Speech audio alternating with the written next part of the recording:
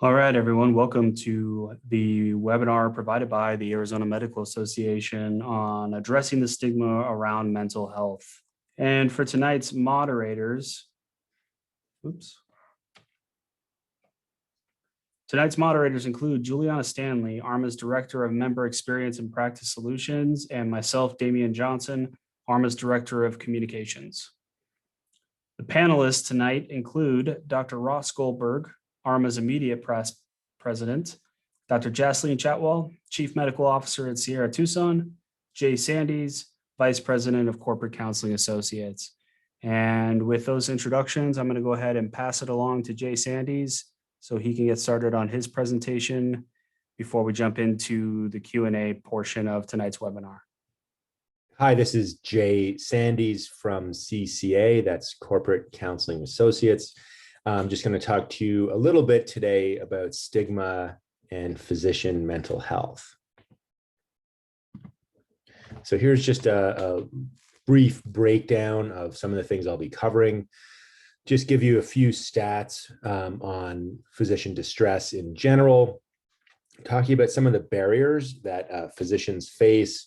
And really, it's some of them are the same that everyone faces, but this is just for physicians specifically.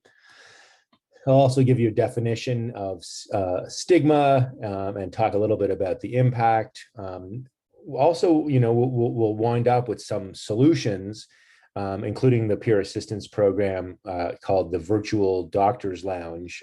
That, in a way, is the reason we're giving this presentation in the first place. So I'll talk to you all about that, and then we'll have a discussion about what different physicians and different people on our panel really feel about this issue, and answer any questions you might have, and hopefully have a really interesting discussion.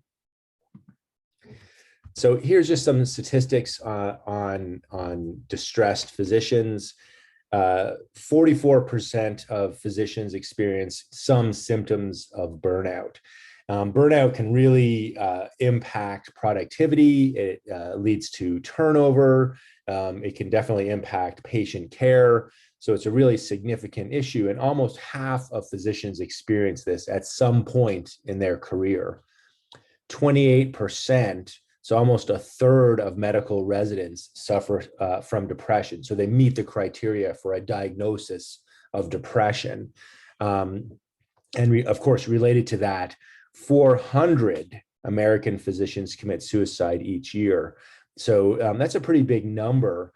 And that's actually higher than the general population. So that's a really big concern. One of the things that we really see a lot of is that physicians avoid seeking professional mental health assistance. And we're going to talk a little bit about why that happens. Obviously, stigma is one of the reasons, a primary reason, but there's others as well. And this is part of the problem, that because they have mental health issues, but they're not addressing them because they're so reticent to seek help, it really makes the problem a lot worse. Now, we're talking about mental health issues, but really part of that, of course, is substance abuse. And that's another big factor that impacts physicians. 10 to 12% of physicians have some sort of substance abuse disorder. Alcohol is a big part of that as well.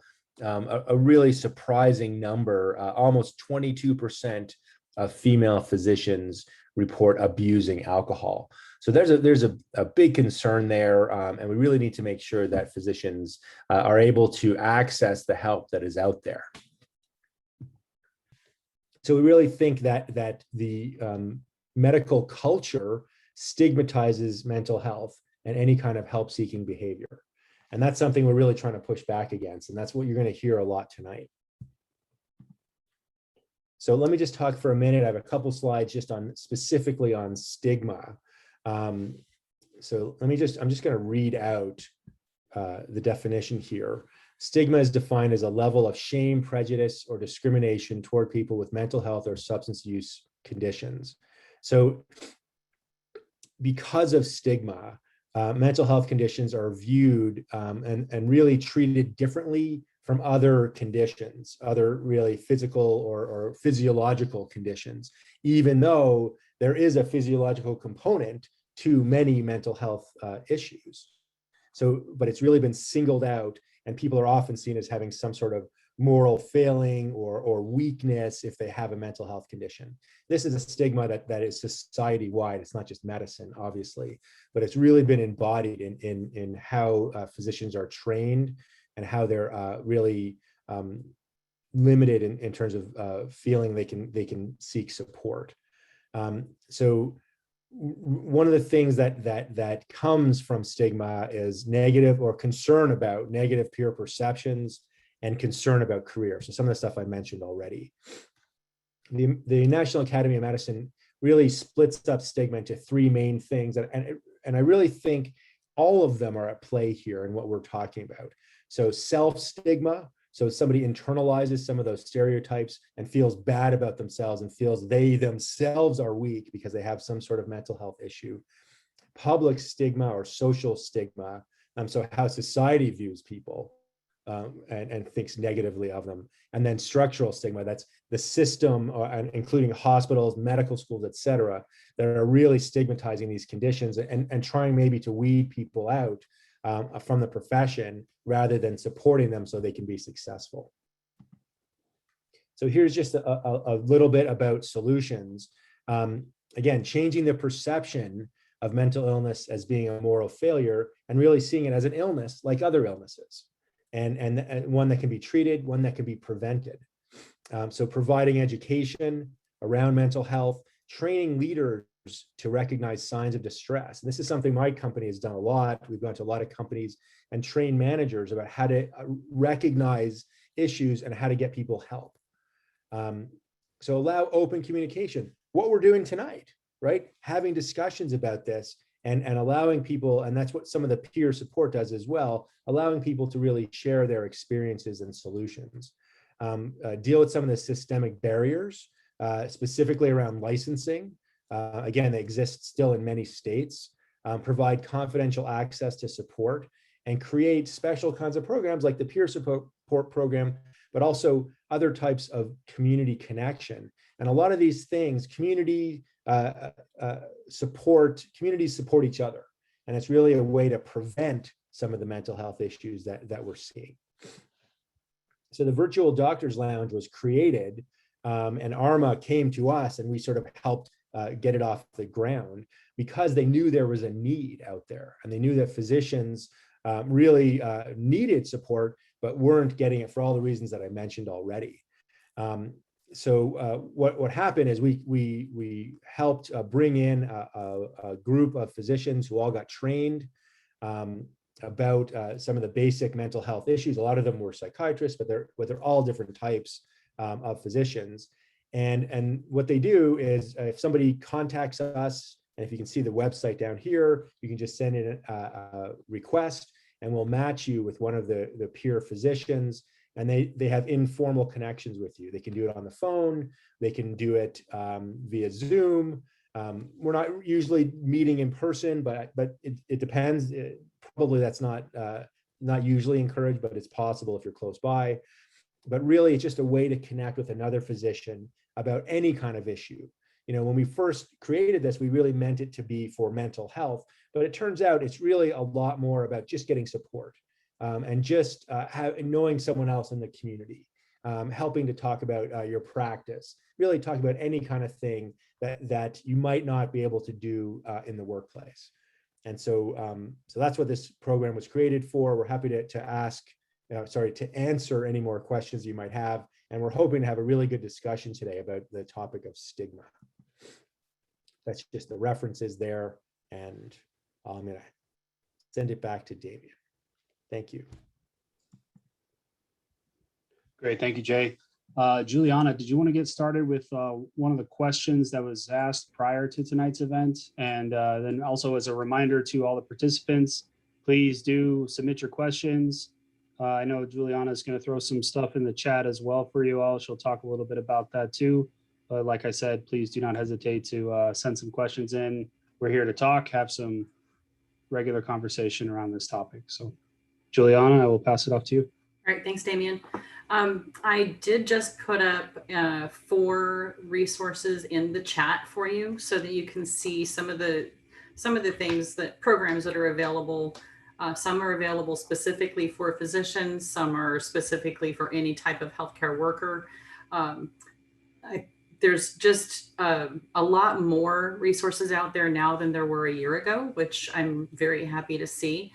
But I do want to just let you know that wherever if you need to talk to somebody, wherever you go is great for the whole profession.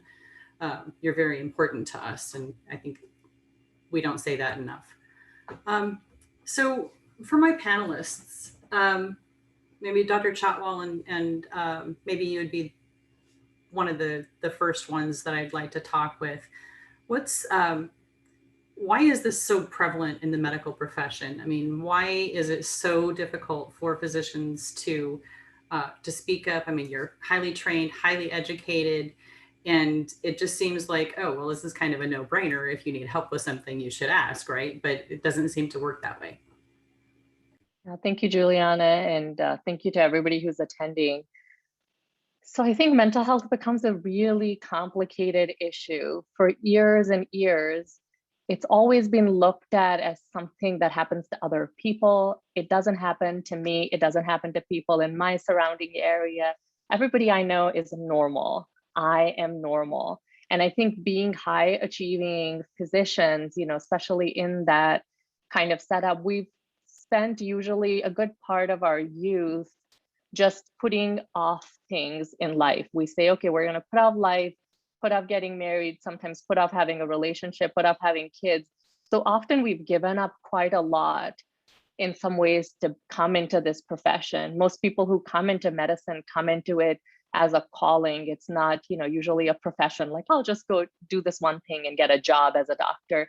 It ends up being this calling that you put in so much effort into. And there's been a historical stigma towards mental health because we thought these people get institutionalized, they don't live normal lives. But here we are, we're these super high achieving people, we can't have mental health issues. So I think there's just that disconnect that mental health is for other people. And I think we have to get into the vibe of knowing, just like we have physical health and we go to the gym to maintain our health and fitness, that we also need to keep on doing things day to day to maintain our mental wellness and mental health, because we all have mental health. I think the other piece of stigma is that same coming from that part of institutionalization. We always held doctors to a high regard, which meant that physicians should not have any shortcomings.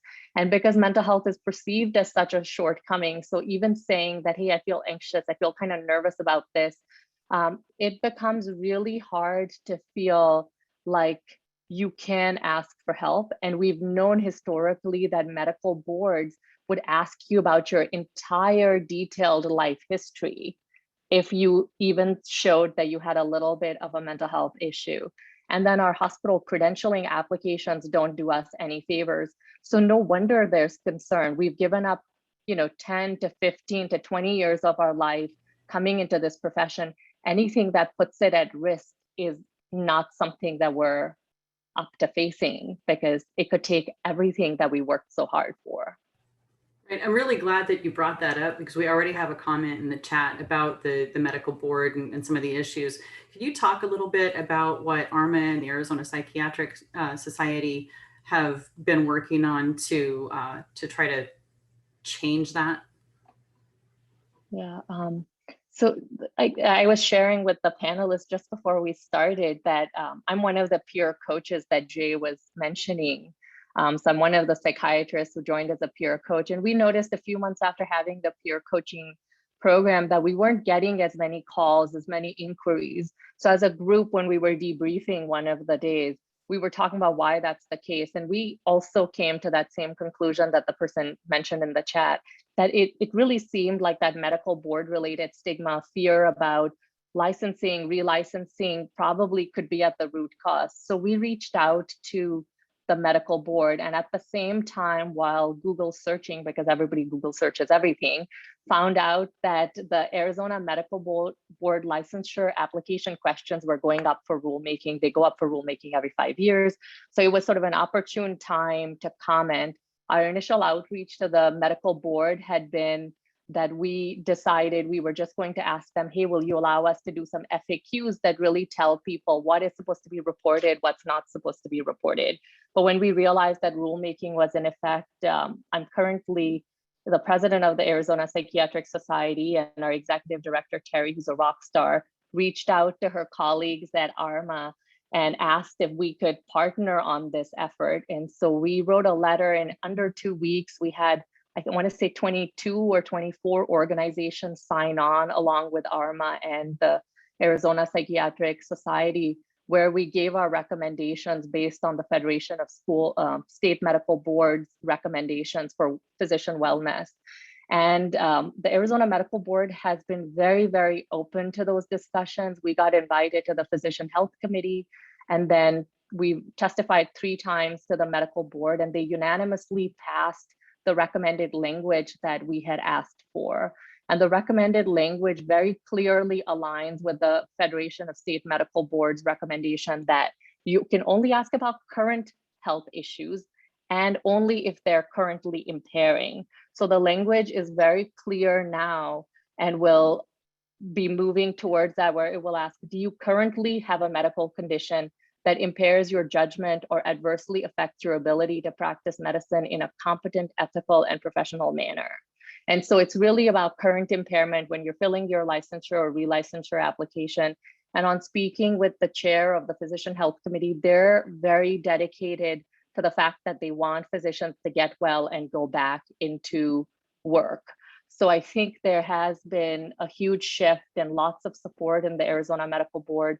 The language has not changed yet. It's supposed to go to rulemaking, which is the slightly longish process. And so we're in conversations with the governor's office to make sure that that can move forward. But the hope is that, hopefully by 2022, these questions will be different. And the Arizona Medical Board doctors do clearly state that their intent even now is to really just focus on current impairment. They ask kind of a broad question, but they're not looking to snag people and keep them from practicing medicine. Thank you, Dr. Chatwell. And we so appreciate your help and input on that. It was really refreshing to see the process work the way that I had hoped it would, where we went from 5 questions that were, I think 4 out of the 5 were surrounding mental health, to the hopefully simplified 1 question of, do you have any condition? So we're really looking forward to that. And I will say it's out for public comment right now, right? It's got to go up for comment before it can be approved. Yeah, so there was a moratorium by the governor on rulemaking, I think during the pandemic emergency time. So that is why I was saying it's at the governor's office. So the Arizona Medical Board has requested a waiver of that moratorium so that they can go to rulemaking. But it seems like once that waiver is gotten, and the governor's office has been super supportive on mental health, that maybe we'll move forward pretty soon. But again, we'll keep you posted as we hear more, and we're trying to stay very engaged because it's one of the most important topics when it comes to physician health, because we can ask people to keep on going and getting help. We can set up all peer support programs, but if we're worried about our licensure, then we're not going to. Exactly. Thank you. We have a question in the Q&A. How many physicians commit suicide in Arizona? And what else is being done besides support groups to address this very sad issue? I'm not sure who you're asking that to, but actually, I don't have stats on Arizona. The stats I had was national, but I would assume it's proportional in terms of how many physicians are in the state. There's no reason I would think that Arizona physicians are more or less impacted by mental health issues. And there are a number of other, there's a hotline, a national hotline, I think, for physicians also that was set up that we were in touch with. There are other peer support programs. There's a lot of employee assistance programs that are offered by different hospital groups. And of course, there's the whole system that's set up of therapists and other psychiatrists and other mental health professionals, substance abuse treatment. I mean, there's lots of stuff out there. And a lot of the stuff would be confidential, depends how you do it. And that's, again, it's the reason that the peer assistance program that we set up is specifically, it's physicians, but it's non-professional. It's not professional counseling. It's not meant to be that. There's no documentation, there's no reporting, there's no diagnosis. And it was all done on purpose because of the stigma, so that people would feel a little bit more comfortable making contact and being assured it doesn't go anywhere. Like there's literally no documentation. We track only the name, even if they even give us a real name of the first name of the person who calls, and we get them connected. It absolutely is not reported. So we want people to feel comfortable, and that's really why. So there are lots of things that are happening, but of course more can be done. Right, and when we first started talking, Jay, about the Virtual Doctors Lounge program, that was one of the main things. We wanted to be able to develop something that could be confidential and anonymous and not be reported to a licensing board until we can get the board language changed and so forth. I'm going to change tracks just a little bit, answer a quick question. The answers to the Q&A will be available for view after it's been answered. If you do have a question for Q&A, please don't put it in the chat, please put it in the Q&A. The next question is, like any illness, prevention is better for mental health too. Shouldn't we have stress prevention and stress management training for physicians themselves while in medical schools, and residency, fellowship training, and recurring seminars while in practice? I'm just going to say yes, but I'll let the experts say more. I think yes is a good answer. No, we were talking about it actually before we started. As the surgeon on the group, if you will, from my perspective, I think that's vitally important for what I do for a living, for any part of the profession. And how do we integrate that into training before medical school, during medical school, during residency, and as an attending? I don't think it ever goes away. I think it's an evolution over time, and we have to understand where we're coming from and understand the stressors we're involved with. We have a very unique position, right? People come to ask for help from us. They are trusting us with their lives, with their health, and to guide them. And it's a lot of responsibility. But at the same time, as you can lose yourself in doing that for others. And where do you find that balance? And when do you realize to take a step back and understand what's going on? Yeah. I did not get that in medical school. I don't remember that class or it really even being talked about. Being trained by what you call those old school surgeons, we definitely didn't talk about this. I think it needs to be examined. We are currently and consistently evolving education. Mental health needs to be given its due course and respect from the very beginning. And so we have to work with our schools. We have to work with all of our educators to integrate this into a way of understanding. I think we're making progress. It's just taking time, like anything, because how do you do it and how do you balance it? It's going to be different for every part of the profession. That's the trick too, right? It's going to be slightly tweaked no matter who you go to. So I think it's an important topic you want to keep on bringing up. We're obviously not going to solve it tonight, but the whole idea with conversations like this is to start that process, get groups together, and bring ideas forward. Great, thank you, Dr. Goldberg. Julianne, I'll go ahead and take the next question if you're cool with that. Mm-hmm. All right, so another question here from the group was they're mentioning of other states that are allowing physicians to report to the PHP, provided they are compliant with the treatment plan. Those medical boards do not know the physician is being monitored. Is there any consideration for that here with the Arizona Medical Board, or has that been in any conversation up to this point? I can take that, Damien. So that is something, I don't know exactly Colorado's setup, but that's typically called safe haven reporting, which means that that's sort of like a state legislation that allows for physicians to report in a confidential manner. And that's not something that then gets taken up as part of like the medical board process per se. That is something we are considering for Arizona. There is some concern that the way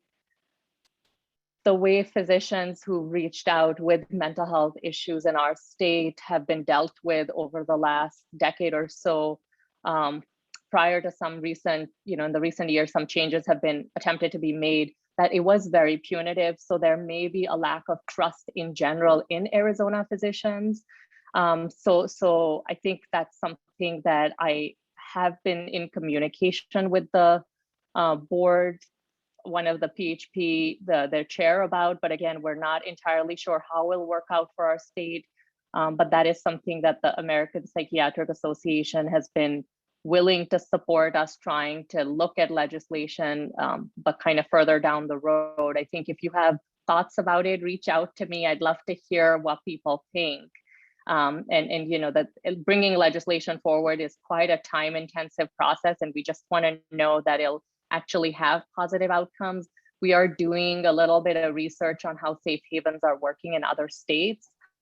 Each state model of safe havens is different, and so some of them are actually successful, but a lot of them are not. So it's really important to be very mindful when it comes to creating a safe haven, and then make sure that our board and overall state physicians have buy-in into that process. It seems like, Dr. Chatwal, as well, that there seems to be kind of a transition to bringing mental health treatment up to speed with physical health treatment as well. Is that my understanding based off of the work that you're doing locally as well as the national groups? Yeah, I think that's where that Federation of State Medical Boards has the recommendation that there shouldn't be specific focus on mental health. And I think somebody had asked in the chat about what the current question is. The current question says, have you received treatment within the last 5 years for use of alcohol or controlled substance, prescription-only drug or dangerous drug or narcotic, or a physical, mental, emotional, or nervous disorder or condition that currently affects your ability to exercise the judgment and skills of a medical professional? And then it asks you for details. The issue with the current question is that it asks for mental health with 4 different words, whereas physical health is just asked as 1 word. So I think that's where the new question that the board is agreeing to just says, do you have a medical condition? Because I think if you had some sort of brain cancer, or you even had cardiac insufficiency, there's many, many things that could affect how well you can think and exercise your duties as a physician. It doesn't have to be depression, anxiety, bipolar disorder that impact your ability. So I think that's really where our thought process was in asking for that change in language.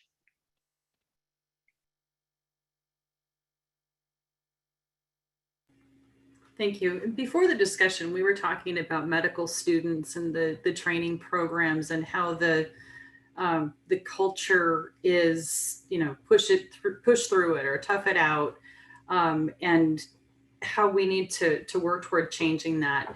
And there's a question in the Q&A now: what's being done to support medical students in the state? And medical students aren't seeking out help out of fear of licensing impact later. So can we talk about that for just a moment too? I'm not going to claim to know I have all the answers here. I can tell you one thing though is, believe it or not, from the Arizona Medical Association's perspective, this really came from our younger sections, the medical students and the residents, on getting involved with the medical board and addressing this. So it really came from a push within our membership to start looking into this. I think we're evolving. This is, again, we are figuring out all these issues that we need to address. There's some very good points bringing up in the chat and the Q&A. I don't think anyone on this panel is going to say that our system is anywhere close to being done nor perfect, and that we are learning what is and what is not working. And as these conversations are to kind of flush out those problems to be addressed and to engage the appropriate groups to get involved. We should be engaging our medical schools to make sure they have the appropriate support network put in place for these issues. We're engaging the medical board. You heard changes that are coming in the license application, how that's going to work. I think these are all things we're going to learn about over time. There is no quick solution. Unfortunately, there are lots of nuances that we have to figure out. We haven't even talked about engaging the actual, the boards for each specialty or the ACGME or any of those organizations about how we're integrating it in, because it gets very complex. It is a tricky area to kind of figure out exactly where the balance is. I'm not saying we can't do it. I'm saying I think we're just a little behind where we should be compared to where we are with other disease processes. And again, I'm just using that as a general term. Again, mental health is very important for our patients and for the profession. We just haven't started really looking at it until recently. And I'm not saying it's a good thing, the pandemic, but one thing that has come out of it is it's shown a light on it to really show that we need to work on it. As the immediate past president of ARMA, probably the most important thing that I think happened during my term was this virtual doctor's lounge with everything else going on, because I think this is going to the one thing we're going to do from all of this past year to have a really positive impact for our fellow physicians and residents and students, because they have a place to go to feel safe. I don't know how often people feel like that. It's tough. You don't want to do it necessarily in your own hospital setting. You're worried, right? You want it to be anonymous. You want to have that layer of protection. We're not great at it in certain areas yet, and we need to get better. But it takes people having this conversation to start that. So our next step is to go talk to the medical school deans and ask, what are they doing? To engage residency program directors. What do you have in place? Or hospitals themselves. I think these are the conversations we need to start having, and not be afraid to have some difficult conversations on what needs to be done. If I can add to what Dr. Goldberg said, I know that most UME and GME programs do have psychiatrists who are associated or some sort of mental health resource that's provided. And I think that's a great place to do what works for optics, to say, hey, I checked the box. The bigger issue is that in the culture of medicine, we feel like if we're depressed, we need to keep it anonymous. If tomorrow I got breast cancer, I will tell my colleagues, hey, I have breast cancer, I need to go get chemotherapy. If I have depression or I have anxiety or I have bipolar disorder and I need to take time away, my question is, why as a profession do we keep on thinking that this is a conversation we can't have openly? As with most things, early intervention works well. And that's the same for mental health conditions. By the time people don't treat them and they've had multiple episodes of depression, multiple episodes of anxiety, or a prolonged episode of depression, even if it's the first one, I know as a psychiatrist, it makes it so much harder for me to treat it. So I think part of the reason for having today's conversation is also to say, as a profession, maybe we need to have these conversations in whatever limited physicians' lounges we have left. And maybe we need to, as medical leaders, be talking about this. In my own work at CR Tucson, and prior to that as a assistant professor at the University of Arizona Department of Psychiatry here in Tucson, I would talk to my colleagues and my students and residents about mental health and say, hey, your mental health is really important, where you can take sick days because you got a cold or a headache. Take a sick day if you're starting to feel really crispy with work. Let me know, hey, I'm just, on the edge of it. I need to take an extra day next week. And I can plan for it. It's better than just having to call in sick and pretend it's a headache. And so I think that's where we really need to make structural changes. And as leaders, as supervisors, as educators, make sure that we're the ones starting that conversation, because people who are reporting up to us will not feel comfortable having that conversation because the hierarchy in medicine is just so strong. I'll get off my editorial soapbox. Thank you, Dr. Chadwell. I appreciate that. So would you say that this step with the medical board and changing of the question is just the beginning of this process, right? Along with the things that you talked about as leaders within the physician community as well. And on top of that, with ARMA having started and with CCA, the virtual doctor's lounge, which by the way, Juliana, I think would be a great opportunity again to maybe plug those links in the chat again, since we have quite a few more. So would you like to elaborate any more, Jay or Dr. Goldberg, on how this is just the beginning and this is something we're gonna have to continue to focus on moving forward? Jay, you want to go first, or let me jump in? Again, I think you said we're just at the tip of the iceberg, right? We can finally start having these conversations. Think about a few years ago, would a webinar like this exist? And it's kind of a little sad that where it took a while to get us to this point, but it's encouraging that we're having the conversations. I think we need to do more, not less, right? We should expand the virtual lounge, and really have people feel comfortable. I completely agree that there's a stigma attached that if you say it out loud, all of a sudden there's something wrong. It shouldn't be. As an educator, I am learning myself, right? We are integrating wellness days for our residents. We tell our attendings to take wellness days, if they're feeling overwhelmed. We can't forget about them as well. And we are asking more and more when we see someone who seems to be a bit stressed or something, we notice something, we're being a little more vocal when we ask. I think we can't be afraid to ask the question either. We can't expect people just to volunteer the information. Now, again, maybe not in a large group of people do you want to start questioning them on how they're doing, but it may not hurt to pull someone aside and go, hey, is everything okay? Do you need anything? Because I think sometimes just that little show of empathy and understanding, you will be surprised what you find. But we have people that are afraid to do that, right? Some people don't want to know the answer. They're afraid of it, or they don't understand it, or won't know how to deal with it. So not only do we have to train people, I think, and educate them on how to look out for themselves, but how do they interact with someone? And they don't need to all be peers and coaches, right? But it does help to have some training to understand if you have a friend or a colleague who, or it could be both, that you recognize a problem. How do you go about doing it where you're helping them and not hurting them? And I don't think we have all the tools at our disposal. We need to learn. I have, again, as a surgeon, I have a lot to learn, right? Everyone would tell you that. But have just understanding and recognizing that, learning how to have that conversation. I think there are a lot of people in our profession that are very nervous about doing it because they don't know where to go. They'll ask because they care, but they don't know how to answer it, and they don't want to mess it up. And I think we have to get past that part too, is you're not messing it up by just asking questions and listening. I think that's the hardest thing. People just realize if they just sit, listen, they don't have to offer advice, just to hear. And so someone can tell someone else what's going on. That could be a good start too. And we don't do that enough either. Let me just add a little bit to this. Yeah, I agree with everything, Dr. Goldberg, that you're saying. I think there's a lot more to be done. There really is so much stigma out there in society that exists for mental health, and we're focusing a lot on mental health, but really I consider substance abuse to be a mental health condition as well.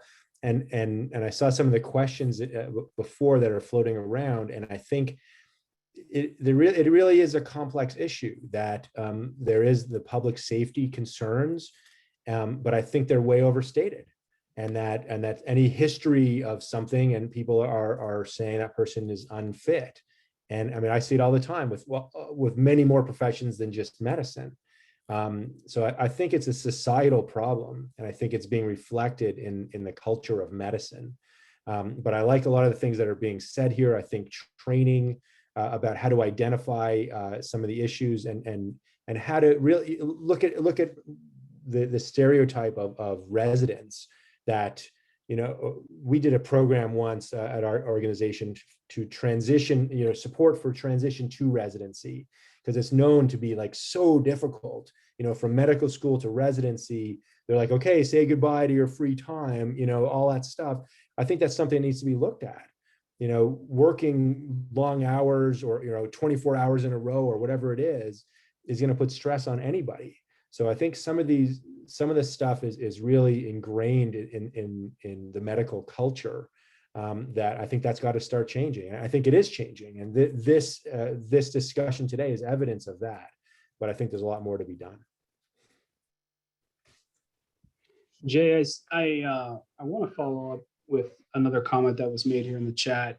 They focus, obviously, with the Physicians Lounge is just to make that connection, right? The virtual doctors lounge that you helped ARMA start up is to make that connection with another peer and begin that process, at least to help while they're waiting to maybe seek care elsewhere or make that decision to move forward with other types of care. As a national organization or a national company, the CCA, Are you seeing this and doing this with other states as well? Is this making its way across the country, or what kind of progress have you seen from a national level?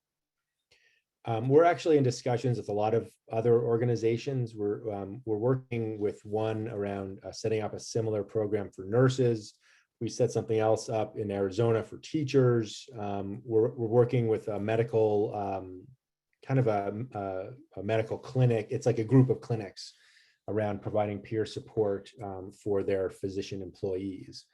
And we're in lots of discussions with other medical associations. So, and we work with, we have a number of different hospitals. So we've also been discussing peer assistance.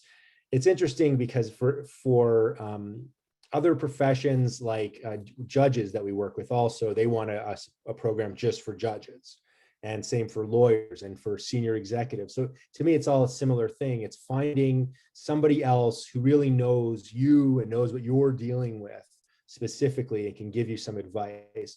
We really, because we're an employee assistance program, when we envisioned this program, I kind of thought of it as the front end to getting professional mental health assistance. And it kind of hasn't turned out to be that. There are some people that make contact that do have mental health issues, and we provide some resources and we get them connected all confidentially, just give them resources and help them to the next step. But really, most of the physicians that have made contact with the virtual doctor's lounge, it's really just more around support and connection and community. So I think that's really something that's needed. So I think there's more people out there that could use help around mental health that aren't reaching out. So that's part of what we wanted. We want people to feel comfortable asking questions or getting involved. I actually also think that the peer assistance program, sorry, I'll stop talking after this. I think the peer assistance program was really good for the peer coaches themselves, because they got to be involved and take some action and do something that made a difference. And so that was part of our goal too. And Dr. Chatwell can vouch for that. So thank you. Damien, on building on what else needs to be done, I think also looking at the stigma as a structural stigma, like we've talked about licensing boards and such, but also looking at it from the perspective of how the direction that healthcare is moving, which is that we have more EHR face time than we have face time with patients. And none of us, when we were 20, thinking of going into medical school, were like, guess what I want to do? I want to sit in front of a computer and type for hours. Like we would have gone into some other type of profession if we wanted to type. But it seems like we're spending so much of our time not interacting with our patients, building connection, feeling fulfilled by that, but instead spending time on the EHR, where I think, to some degree, the recent legislation around prior authorization getting a little bit more uniform, or step therapy getting a little simplified is nice, but it seems like at the national level, through Medicare and CMS, there just needs to be lesser regulation that keeps us stuck in administrative tasks. That's definitely one of the root causes of lack of fulfillment and increased, burnout, which is a very odd term now, or moral injury, which is the more current term to be used, where we don't really feel like we're living into our values or what we came into medicine for anymore. And it's super frustrating to feel like every day I go into work, I'm gonna pull out my little sword and go battle insurance companies. I just want to say I think it's a really important point to remind everyone that all of this is connected, right? We're attacking it from a different angle. Again, people know me, advocacy is one of those things I'm very passionate about. I am designed to fight, if you will. So going in and starting a fight with the insurance company, I find quite entertaining. That is, but that actually gives me, I feel like I'm actually fighting back for my colleagues and doing it. That gives me some sense of control. A lot of this is a lack of control being done to you instead of having control over it. And I think all of this together is all important that we work on it. Not everyone has to focus on all the same things. We have to recognize the spectrum, find our champions for each, and then coordinate our efforts on what we need to do. I am not going to be, of all the panelists, I will fully admit, I have the least experience and I have the most to learn. But the flip side is I can provide also not just from this view, but again, coming from my advocacy side on what I've done and able to do and continue to do to support the other side. Administrative burden, I'm all for it. Let's go for it. Let's see what we can do. So let's see to get us not from being the world's most expensive data entry people to actually taking care of patients. My favorite image still from one of my training is I had a surgeon who I work for. He'd go in and see the patient, and in the clinic room, he would talk to the patient, except the entire time he'd be looking at his screen typing. So he's looking here at the screen, the patient's over there, and he like barely turned to see the patient. And I know that's not what I got into this for, but again, how do you put all that together? So there are ways to address this and from avenues you don't think about sometimes, and we put all those pieces together. I think we have a comprehensive approach to these problems.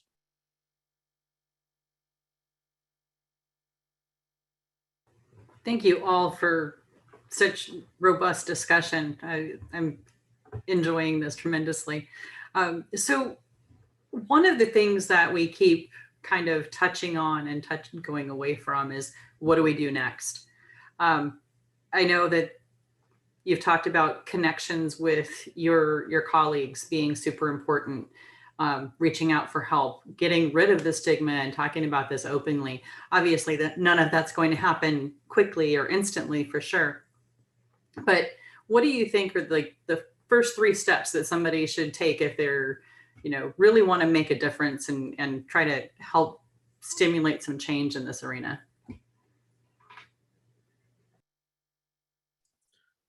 I'm just going to say one, admit that you don't know something. We don't want to admit we don't know something, so we don't say anything. Don't be afraid to say, I don't know. It's actually not, those are not horrible words. You say, I don't know all the time, then, okay. But for something like this, I don't know is that allows someone to know that you don't know and that you need some help. And I think that's the first recognition, is that to think you know all this because you take care of people with these issues. Again, I take care of patients with mental health problems, so it doesn't mean I am anywhere near an expert or understand. So I think recognizing my limitations is the first step for someone like me to know what I need to do next. And we don't do a lot of introspection sometimes on that issue. That's my 2 cents. I would say get involved. What ways are there to get involved? What's out there? See what's going on. I think there's plenty of ways that you can help out and be part. It's good for you to be part of that community and can feel really good about it. But also seeing what needs to be done and moving it forward is, that get involved at any level. By helping your colleagues, by speaking to the administration at the hospital, like talking to the medical board. There's plenty of things you can get involved with. And I think to add a third, it would really be something as basic as developing connection, developing a way that you're fulfilling yourself outside of just work. I mean, for most of us, work is fulfilling. And so we think if we just work around the clock, it'll be fulfilling. But really, we all need a break from that. And so finding a way to connect with, whether it's nature, connect with people, connect with literature, whatever it is that fulfills you in a different way, just so you're not drawing from the same well all the time. You want to have some other part of your life that can sustain you if there is a time that you have to take a break from your career to, care for yourself, for your physical health or your mental health.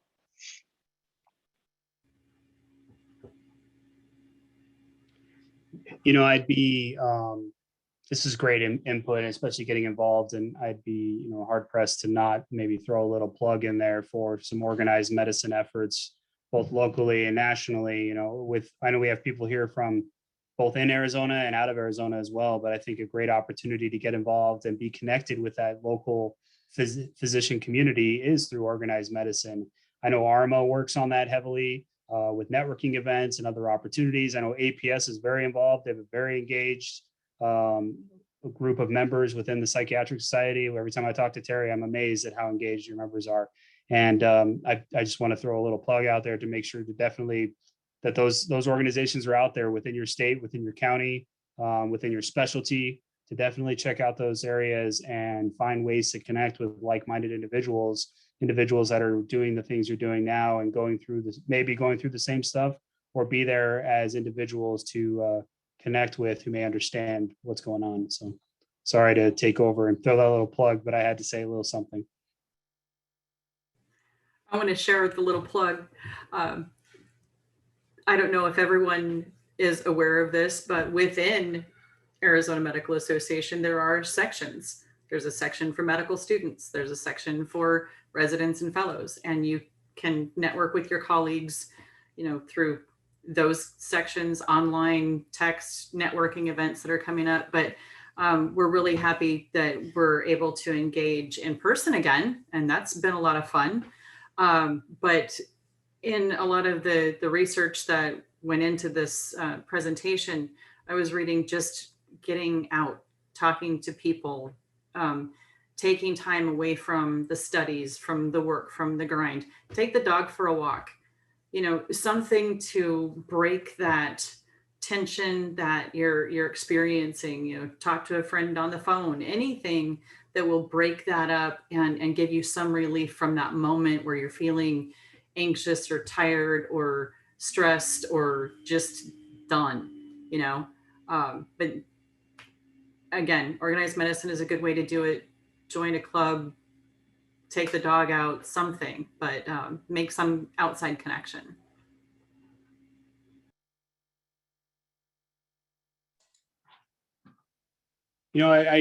I see one of the questions here from the audience is setting up some sort of registry for these types of organizations. I know that there's a lot of different things out there. I know the virtual doctors lounge here is focused for now specifically on Arizona, but are there any other resources as far as registries for help that we might be able to throw out there on a national level?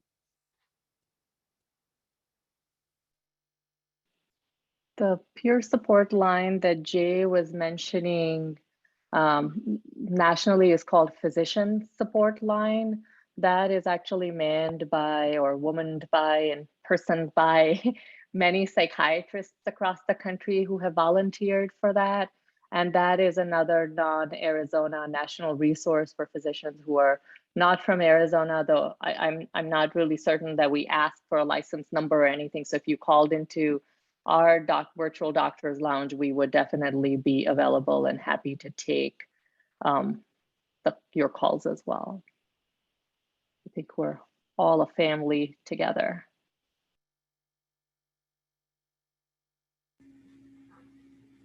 And Damien's going to give you instructions on how to do this in a minute, but all of you, please be aware you can save the chat from this discussion so that you'll have those resources in your computer. Yes, definitely. And I do see one of the comments here as well. And I think there's been quite a bit of discussion tonight about the work that's being done with the medical board and the other state regulatory agencies to definitely improve on relationships between APS and the Arizona Medical Association, Arizona Psychiatric Association, or Society as well, and to really try and improve those relationships, because I know many of you are probably here tonight from that email that came from the board. And we are going to continue. We're very thankful for them sharing this information. The Virtual Doctors Lounge was made possible through our partnership with Access and ADHS here in Arizona. So the state sees the importance and the level of importance for this type of resource. And so we are going to continue to make that available, make it known, and build upon those partnerships so that way we can get the farthest reach out there with this message.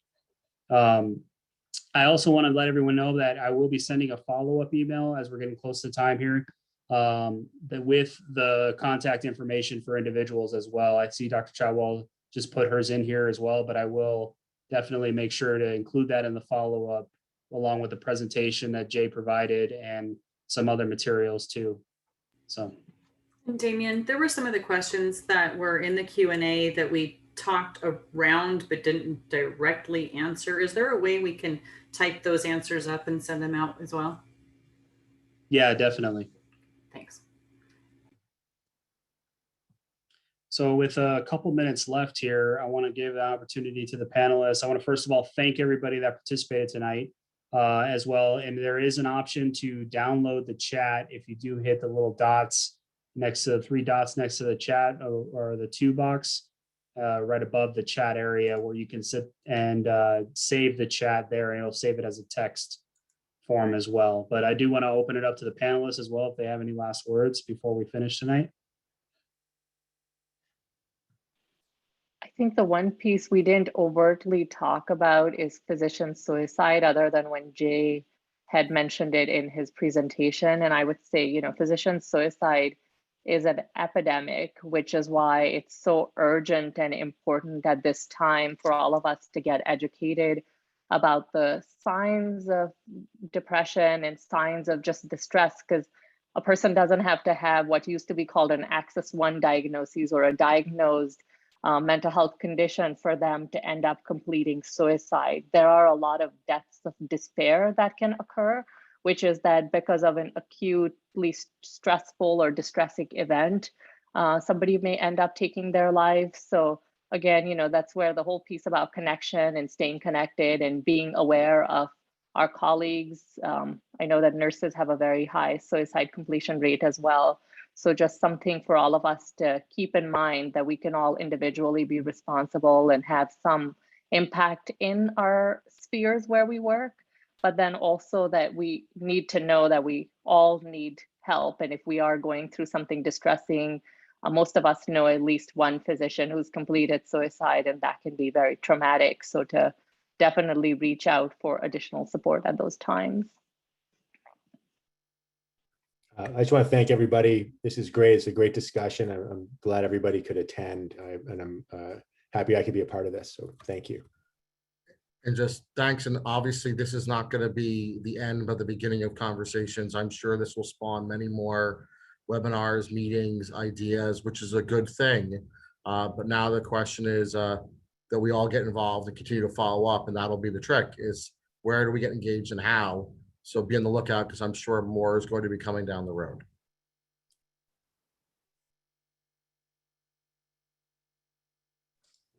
All right. Well, thank you everyone for participating tonight. We hope you all have a great evening. Like I said, I will be sending out a follow-up email to all those who attended. We'll have the recording up soon so you can reference it, share it. Please do share the resources available to your colleagues and friends, and have a great evening. Thank you again for tuning in.